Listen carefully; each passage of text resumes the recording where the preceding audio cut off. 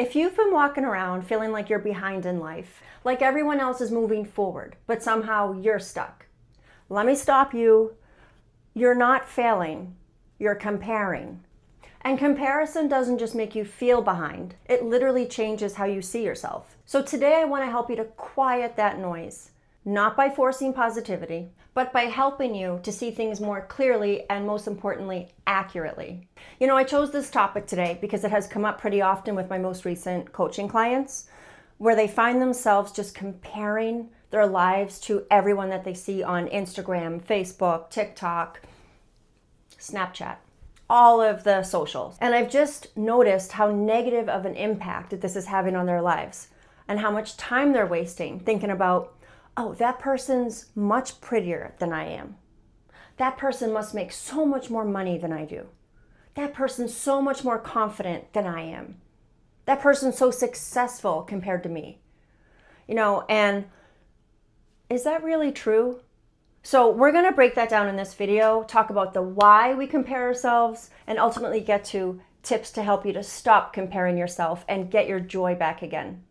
So let's talk about why we do this in the first place, why we compare ourselves to other people, because it's not a personality flaw, it's human. And we learned this behavior many thousands of years ago as a survival mechanism. Because what happened back then was you kind of needed to compare yourself to other people for survival. And if you found that you were different or not living up to what other people were doing in their lives, then you might have been kicked out of your group, your clan, whatever group that you were a part of. And back then, if you didn't have a group to support you, you were gonna probably die. You needed them for protection and shelter and food, and it was an egalitarian society, so everybody had to chip in to live. So again, it's just a survival mechanism that is many thousands of years old, but that we still have wired into our brains today, but that we don't actually need for the most part. There is healthy comparison, right? I mean, it's good to have a little bit of competition to keep that little fire under our butts so that we can keep evolving and keep progressing in life. But the way that it's happening today is just totally out of control with the access to all the social media apps that we have. And your brain really doesn't know the difference between useful information and distorted information. So whatever is the most visible feels the most true to your brain. But the truth is that you're actually comparing your whole life to someone's veneer that they have put on socials, right? The perfect picture, the perfect celebration. No one's putting pictures of them when they first wake up in the morning, or what they really look like without like makeup on, or how much money they have in the bank, or the debt the debt that they're actually in, fails that happen in their lives, maybe at work and their marriages, and that's called being human. But we have egos, right? So no one wants to put that on Instagram. But the fact is that we look at Instagram all the time. And because people are hiding that part of themselves and only showing you their best selves and their highlights, that's what you and me end up comparing ourselves to. And it's just not accurate. On top of that, the brain loves to think of life as being linear. It's just something that's also programmed into us. But the truth is, most of our lives are not linear. There are so many different factors that go on in each of our lives that lead us to where we are today. And those factors might look very different for you, very different for her, very different for her, very different for him, very different for me. Especially when you're growing, evolving, changing, healing, progressing, right? So when you're comparing your real time and your whole life to a picture on Instagram or a story, it's just not accurate. And your nervous system ends up interpreting that as urgency. Oh my God, she's at this stage in her life. I need to be there now. They're already married with kids. I need to be there now. They already bought a home, a second home, have their own apartment, whatever.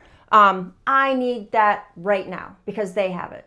And again, this is not because there's something wrong with you or you have some severe insecurity issue. It's a survival mechanism. So your brain is doing what it has to keep you alive and keep you well in life. That's all it is. And when you compare your life to someone else's highlight reel, your nervous system automatically interprets it as urgency. And nothing's wrong. It's the survival mode in your brain. And because your brain has decided that you've somehow gotten left behind, it quietly slips into one big lie that it tells you, which is that there's a right timeline for life, that you should be looking a certain way by a certain age, have a certain amount of money by a certain point in your life, be married with kids by a certain point, own a car, own a house, have certain degrees, on and on and on.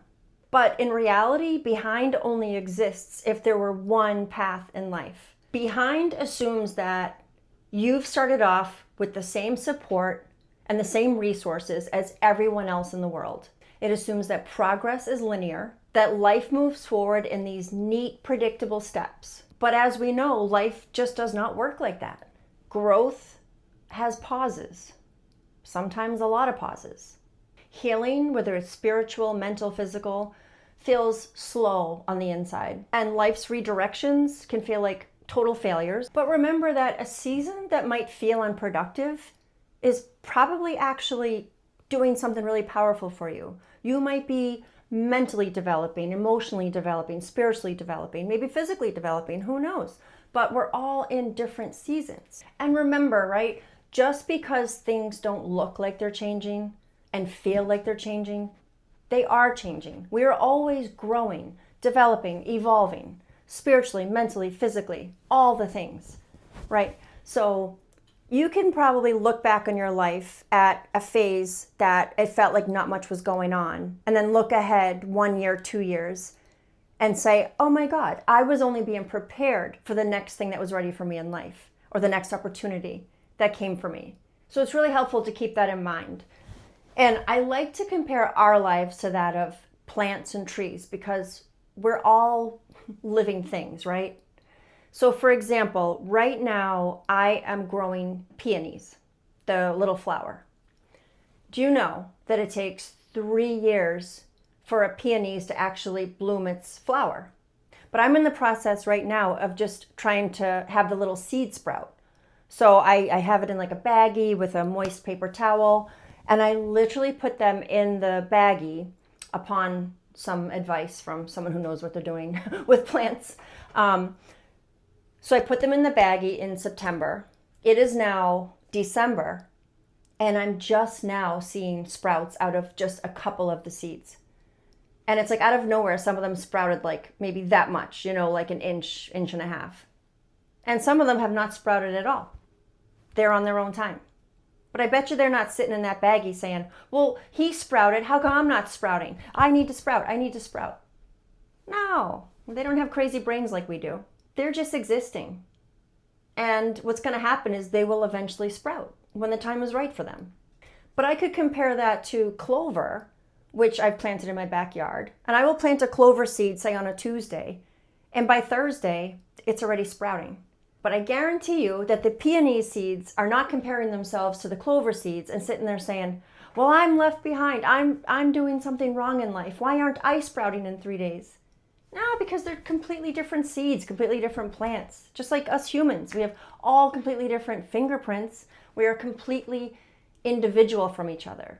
So it's okay to be on the path that you're on, because that is the path that is meant for you, right? That's not the path that's meant for someone else. And someone else's path is not the path for you. So again, if it feels like nothing's happening for you, it does not mean that nothing's happening. But most often something is actually forming for you. You just can't see it yet. So comparison has this way of making normal moments feel like what's wrong with me moments. Rest starts to feel like laziness. Progress feels invisible unless it looks impressive. And it also messes with our confidence. Because you're constantly measuring yourself against other people, your standards stop being internal. You forget about the question, does this feel right for me? And you instead ask, how does this look compared to everybody else? And that's exhausting. Comparison creates this sense of urgency. It makes you feel like you need to hurry, decide faster, achieve more, even when no one is actually asking you to, or it doesn't feel right to do that. You start making your decisions based on a fear of falling behind instead of alignment with who you actually are and what feels right to you. And one of the biggest effects that comparison does is it takes you out of this present moment. Instead of experiencing life, you're mentally somewhere else, watching, measuring, evaluating. comparing. And nothing drains you faster than keeping mental track of other people's lives. I want to touch on something going back a little bit to why we do this in the first place, right? Comparison is a survival mechanism. However, back when we used it for survival, there was limited access to other people's lives. Now, in 2025, almost 2026, look how much exposure we get to literally like everybody's lives. Maybe not everybody, but all of those who are on social media. I mean, it's ridiculous. It's constant, and it's too much for our brains. So it's no wonder that so many of us compare, because it's not normal. It's not healthy to have this much exposure to everyone else's lives. There's a reason why in Australia they ban social media for children under 16. It's proven to be very bad for you when you compare yourself to other people. It sucks the joy and life out of you. Let me branch off of that and go into how we can stop comparing ourselves to everybody else. So tip number 1, when comparison shows up, don't fight it. Don't judge yourself. Name it. You can say something as simple as, I'm comparing right now. Not, I shouldn't feel this way. I'm doing something wrong. Just, oh, comparison. Because the moment that you name it, you're creating a little bit of space between you and the behavior. And you stop being inside the thought and you start observing it. And that alone reduces its power. Step number 2, shift from judgment to orientation. Once you notice yourself comparing, you don't need to ask, what's wrong with me? Ask this instead. What season am I actually in? Am I in a building season? Am I in a resting season? Am I in a recalibration season? Am I in a growing season? This brings you out of judgment and back into reality. And you're no longer measuring yourself compared to someone else's timeline. You're orienting yourself back into your own life, which is most important. Tip number 3, narrow your focus back into your lane. Comparison thrives on a wide focus. Everyone else's progress, everyone else's life, everyone else's pace. So the antidote is narrow. Bring the attention back to the next small step that you can take. What actually matters in life to you and what feels supportive right now. So it doesn't need to be impressive. There's no urgency, just supportive. And know that you don't need to know the whole plan.